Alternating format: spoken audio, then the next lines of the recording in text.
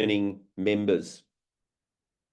Let's have a look at the market updates and see what the hell is going on around the continent and New Zealand. So values go backwards across 4 capital cities as Melbourne continues to struggle. Have we reached the house price tipping point is the question. House prices have gone backwards across capital cities and the pace of growth elsewhere is slowing. Across the Nullarbor, however, the story is vastly different. Perth has posted the biggest change in dwelling values nationally with 1.6% in September and a whopping 24.1% growth for the year. But there are signs the market in the West is coming off the boil with the September quarter growth of 4.7 down from previous quarters. So let's have a look at the index there. Sydney, 0.2 growth, 0.5 for the quarter and 4.5 for the year. Melbourne, negative 0.1, 1.1 for the quarter and 1.4. So Melbourne showing negative growth rates. Brisbane, complete slowdown, 0.9 for the month, 2.7 for the quarter and 14.5 for the year. Adelaide, 1.3 for the month, 4 for the quarter, 14.8 for the 12 months. So Brizzy and Adelaide slowing right down, and Perth 1.6, 4.7 and 24.1 still leading the charge, but also coming off the boil with the quarterly 4.7 and the monthly 1.6, but still extremely strong. Remember, most of these are 3 months ago, meaning it's the current report, but it is slightly delayed to what is happening in the market. Let's look a bit deeper. Okay. Sydney, a modest 0.5. We said national housing values rose 1% in the September quarter, the lowest rise in national home value index over a rolling 3-month period since March 2023. That's Australia-wide. Results of new listings coming onto the market for the busy spring and summer selling period, a reduction in auction clearance rates. New listings to the market are 3.2% higher than a year ago, 8.8% higher than previous 5-year average for this time of year. Housing affordability remains a problem, with the portion of household income requiring 50.3% of their income. That is insane. Rental growth appears to have peaked nationally, the result of an easing of net overseas migration and rental affordability pressures. The latest demographic trends from the ABS shows net overseas migration reduced by 19% from a record highs in the quarter. In March quarter, saw 133,800 net overseas migrants arrive in Australia, 31,700 less than a year ago. Our affordability metrics indicate that the median income household would require around a third of their income to support the medium rent across Australia. Household size has come into play, with group households and multi-generational households becoming more common. People living together can't afford to live on their Pat Malone. Let's have a look at Perth. We'll come back to New Zealand. We do have some New Zealand members. Have a shot of coffee. Okay, Perth weekly market snapshot. Before I do the Perth weekly snapshot, let's just have a look at the rolling snapshot. So the Perth property market spring selling season has kicked off with active listings for Perth rising 8.4% in September, settling at 3,952 by the end of the month. I think it's risen to about 4,005 or something like that. Active listings are now 19% lower than at the time, this time last year. This is fast. This is a fact, a significant improvement compared to previous months. From November 23 to May 24, we saw active listing volumes that were 40% lower year on year, and they remained more than 30% lower compared to the previous year in every month from May 23 onwards. Perth median house price increased 1.7% in September and 21.5% over the year to reach 700. The median unit sale price also rose up to 2.2% over the month to 465,000, which is 16.3% higher year on year. There is still strong demand for established homes fueled by population growth and the ongoing constraints in the building industry. It will take a significant change in demand to supply to ease the upward pressure of price to establish home markets. Houses sold in 10 days, units sold in 10 days. Perth rental market remained stable in September. Median weekly dwelling and house rents were unchanged at $650 per week. Median weekly dwelling rent was 12.1% higher year on year, while median weekly house rent was 8.3% higher. The median weekly unit rent held steady at $600. In some cases, when leases end, we are seeing homes come back to market at lower prices. The high level of competition we saw in the past few years for rental properties has eased, and the market has reached an affordability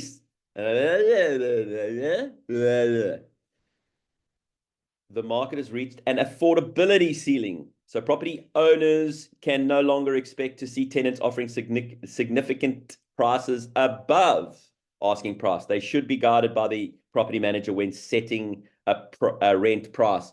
So property managers and principals of real estate offices, be mindful that, yeah, it's coming, tenants are starting to get more choice and be a bit more aggressive in their negotiations, and in some cases offering less than advertised price.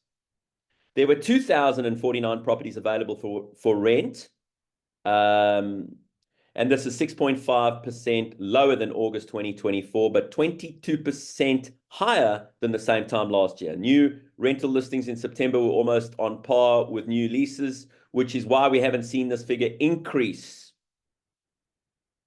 While supply is increasing and the market is moderating, the market remains quite tight.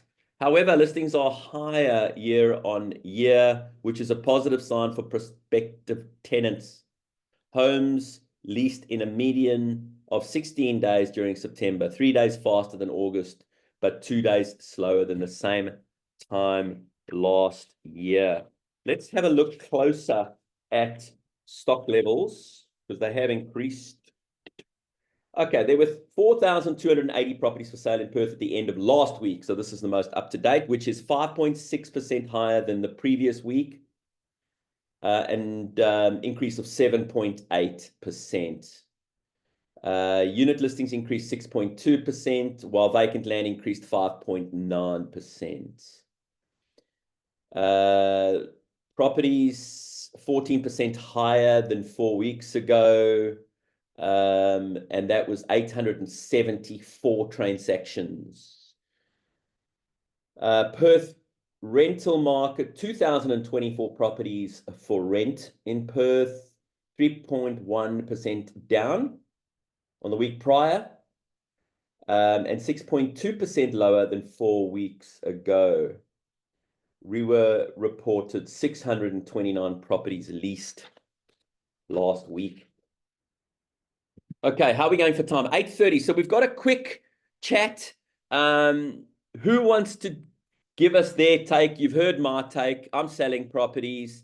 I think we're reaching. In fact, I did make some notes. Ryan's prediction. Okay.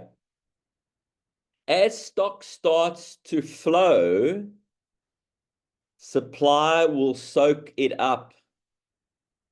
Sorry, demand. Demand will soak it up.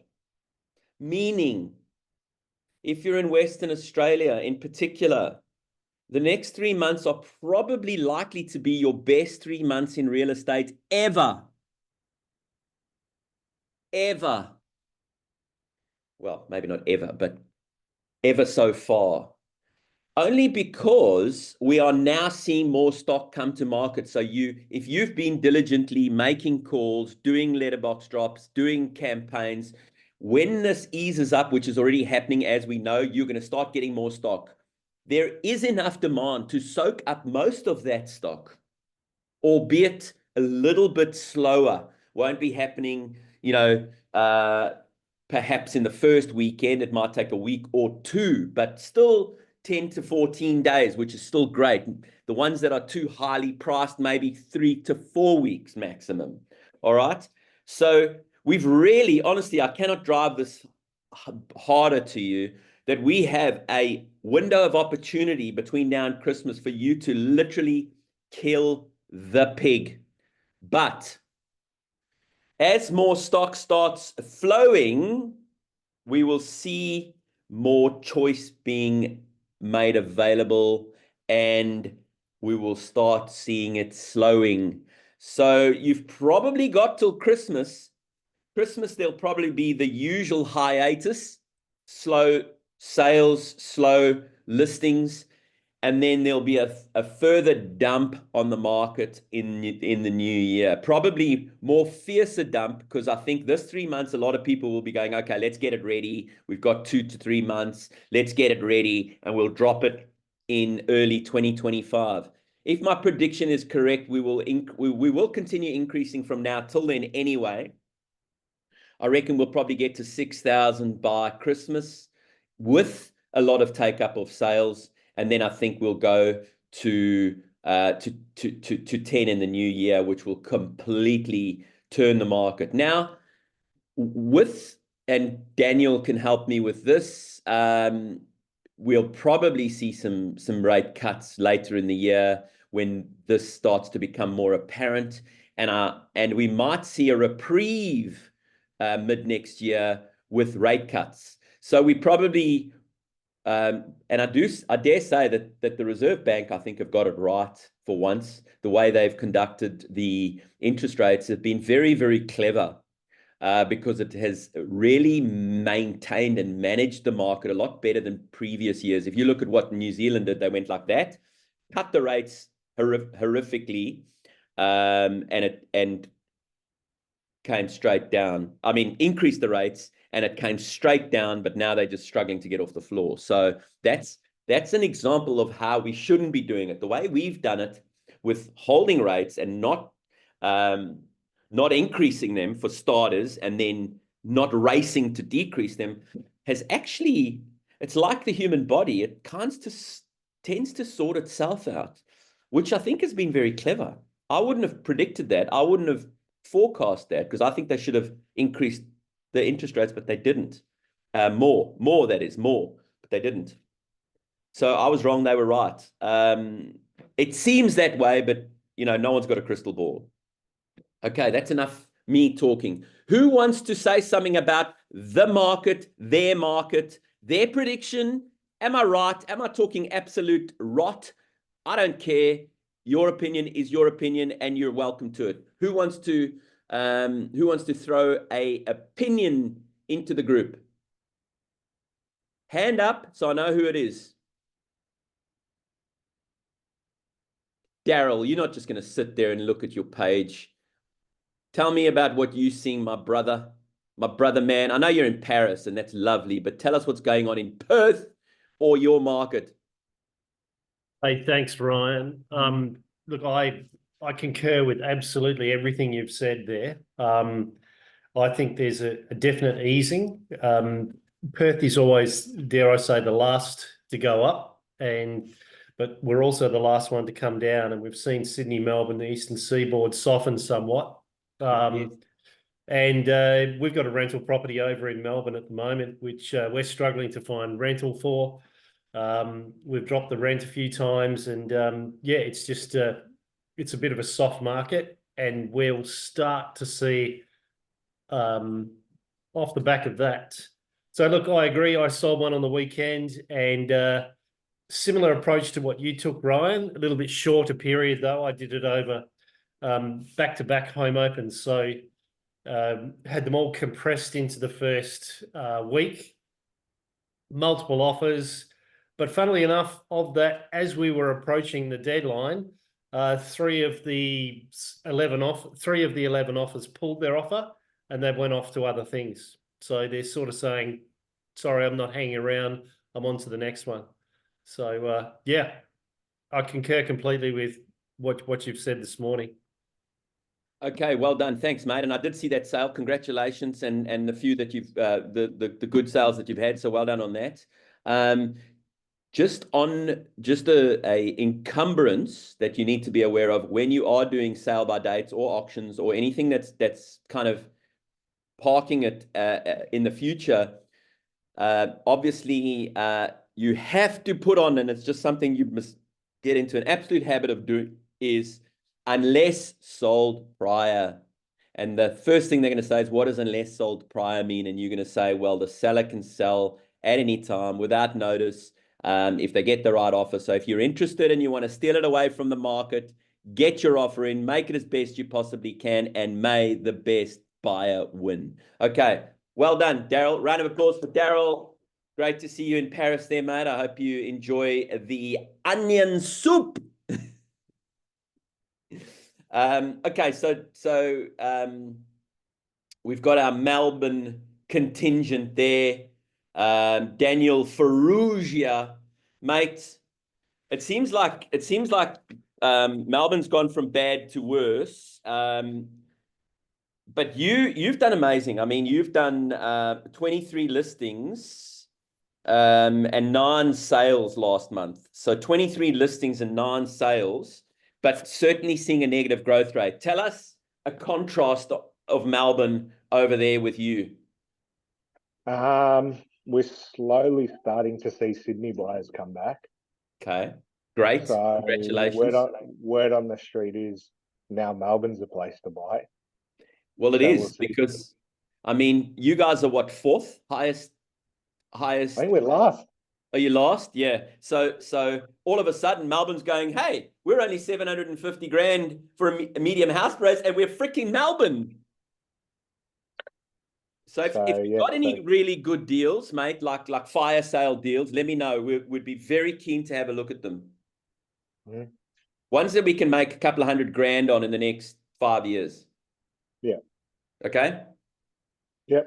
Let me know. Yeah, not headache material ones either. No, that's all right. So yeah, there's a couple of buyer advocates and stuff like that have hit us up now. Starting to get into the apartments to start off with. But yeah, we haven't seen investors over here for last couple of years. So to start getting them calls is welcome. So we'll see how that pans out over the next few months leading into the new year. And how do you see so stock levels? How's your stock levels? Still high. High. Like, yeah, the office has about 180 listings on the market right now. So that's between our 2 offices. So there's 180 there. And that's how many reps? How many reps? 15. Okay, so well, that's not too bad. It's about 10 to 15 each, depending on who they are. And some would be lower than that. So some would be carrying 20. So question, if you don't mind me just rambling on here, because obviously these guys are going to see a change in market eventually, whenever that may be, whether it's next 3 months, next year, mid-year, whatever, it's going to happen. So just tell these guys about how things change. Now, your coaching sessions and I recently and leading up to this have been very different to the rest of mine across the country. Tell them about how because a lot of these guys have forgotten or haven't experienced a slower market.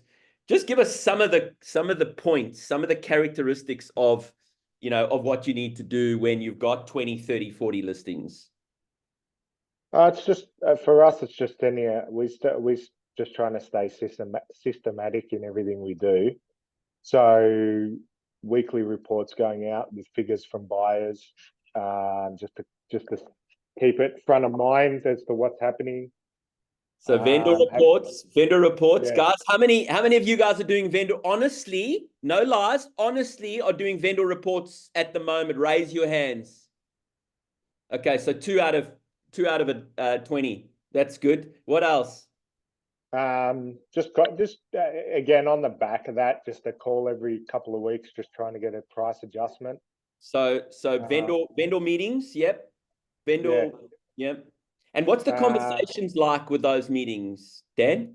I'm not too harsh on them, but it's just more around pricing strategies, other competition that's out on the market. Good thing is REA reports now show the properties that other buyers are looking at. So that's a good one to point out to people as well.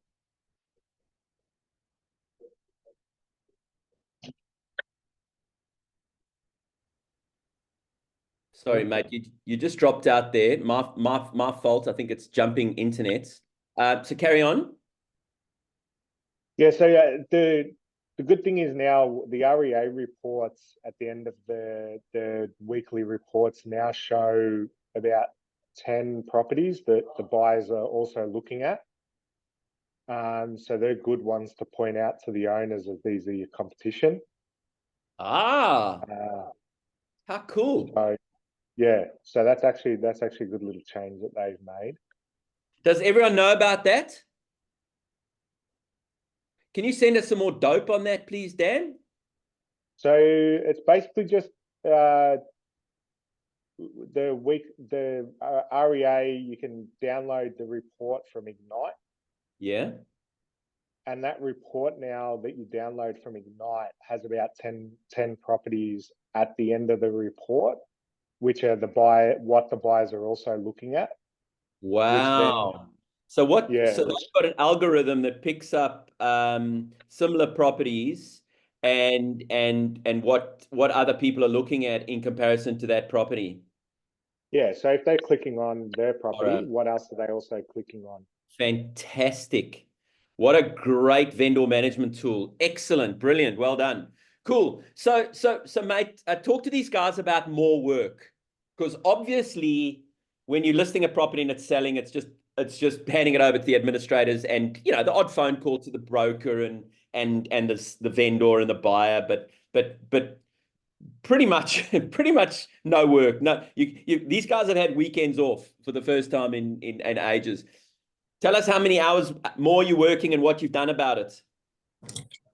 I wouldn't say the hours have really changed, but it's just making sure we're on top of our reporting to the vendors, and just making sure the conversations are all with the vendors rather than the buyers. Because what's often happening now, we'll get one offer in, and then that buyer won't budge. Yeah. And so we've really just got to have some good conversations at that point. And I mean, we're only seeing ones and twos through property, zeros, ones and twos. So that can be for a week. So you wouldn't be opening everything every week then, would you? Yeah. You must be busy, mate. Weekends you'd be blocked with home opens and yeah. Okay, so that's what I was getting at. But that's awesome. Round of applause for Dan. A bit of an insight into the Melbourne market and obviously the Perth market, but we've got to roll on. Well done to you guys. All right, so let's have a